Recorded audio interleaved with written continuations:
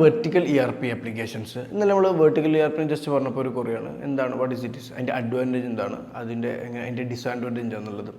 Vertical E R P application എന്ന് പറഞ്ഞു കഴിഞ്ഞാൽ ഒരു പെർട്ടിക്കുലർ ഇൻഡസ്ട്രിക്ക് വേണ്ടിയിട്ട് ബിൽഡ് ചെയ്ത E R P application. For example പറയുകയാണെങ്കിൽ ഇപ്പോൾ എസ്പെഷ്യലി ഹോസ്പിറ്റൽ ഇൻഡസ്ട്രിയിലെ ഓപ്പറേഷൻസ് എൻ്റയർലി ഡിഫറെൻ്റ് ആണ്. അപ്പോൾ പേഷ്യൻ്റ് റെക്കോർഡ്സ്, അവരുടെ മെഡിക്കൽ സ്റ്റോറുമായിട്ടുള്ള integrations, doctor prescriptions, different test ലാബ്സുമായിട്ടുള്ള ഇൻറ്റഗ്രേഷൻസ്, ആ ഡാറ്റൻ്റെ സ്റ്റോർ ചെയ്യുന്നത്, അങ്ങനത്തെ ഒരുപാട് ഓപ്പറേഷണൽ ആക്ടിവിറ്റീസ് അതിൽ വരും.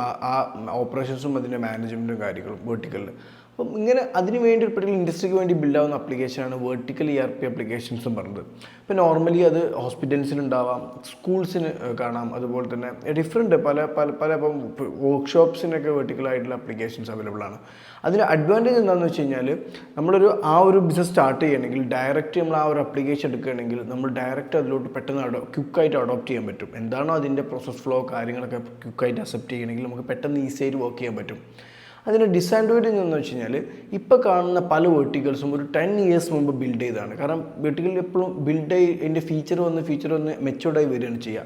ഇപ്പോൾ നമ്മൾ പല കണ്ടിട്ടുള്ള വെർട്ടിക്കൽസ്, ഇപ്പോൾ ഇന്നലെ ഡിസ്കസ് ചെയ്ത ഒരു റെൻ്റക്കാറിൻ്റെ വെർട്ടിക്കലാണെങ്കിലും ഒരു കുറേ മുമ്പ് ബിൽഡായി വന്നതാണ്. ഇപ്പോൾ കറൻ്റ്ലി ഫ്യൂ ഇയേഴ്സ് ആയിട്ട് വന്ന മാർക്കറ്റിലുള്ള ചേഞ്ച്, അതായത് ഇൻറ്റഗ്രേഷൻ പോസിബിലിറ്റീസ്, കൊളാബറേഷൻ ഇൻറ്റഗ്രേഷൻസ്, ഇപ്പോൾ സോഷ്യൽ മീഡിയയിലാണെങ്കിലും ബാങ്കിങ് പേയ്മെൻറ്റ് ഗേറ്റ്വേസ് ആണെങ്കിലും അതുപോലെ തന്നെ കോംപ്ലയൻസ് GST കാര്യങ്ങളാണെങ്കിലും അതിലൊക്കെ വന്ന ക്വിക്കായ മാറ്റങ്ങളും REST API ഇൻറ്റഗ്രേഷൻ പോസിബിലിറ്റീസൊക്കെ ആ രീതിയിൽ സ്കെയിൽ ചെയ്യാൻ പഴയ ആപ്ലിക്കേഷൻസിന് പറ്റുന്നില്ല എന്ന് ഞാൻ മനസ്സിലാക്കിയത്. അപ്പം പിന്നെ അത് മാത്രമല്ല, ഇപ്പോൾ നമ്മൾ ഹോസ്പിറ്റലാണെങ്കിൽ എന്ത് ബിസിനസ് ആണെങ്കിലും അതിൻ്റെ ഓപ്പറേഷനിൽ പുതിയ ഒരു ടെക്നോളജി വെച്ചിട്ട് പുതിയ ഈ കാലത്തും കുറച്ച് എല്ലാവരും കുറച്ചുകൂടി യുണീക്നെസ് ആയിട്ടാണ് നീങ്ങുന്നത്. അപ്പം ആ ഒരു എന്താ പറയുക, അതിൻ്റെ ഒരു കസ്റ്റമൈസേഷൻ ഫ്ലെക്സിബിലിറ്റിയും ലാക്കായിരിക്കും ഈ വെർട്ടിക്കലി ബിൽഡ് ചെയ്ത ഐറ്റംസിന്.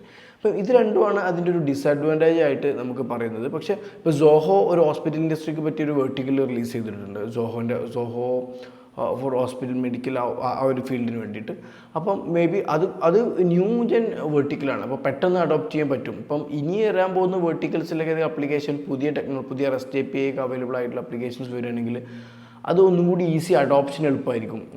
SME സെക്ടറിനൊക്കെ വളരെ യൂസ്ഫുൾ ആവാനാണ് ചാൻസ്. അപ്പോൾ ജസ്റ്റ് ഒന്ന് മനസ്സിലാക്കുക എന്താ വെർട്ടിക്കൽ ARP ആപ്ലിക്കേഷൻ എന്നുള്ളത്. Thank you.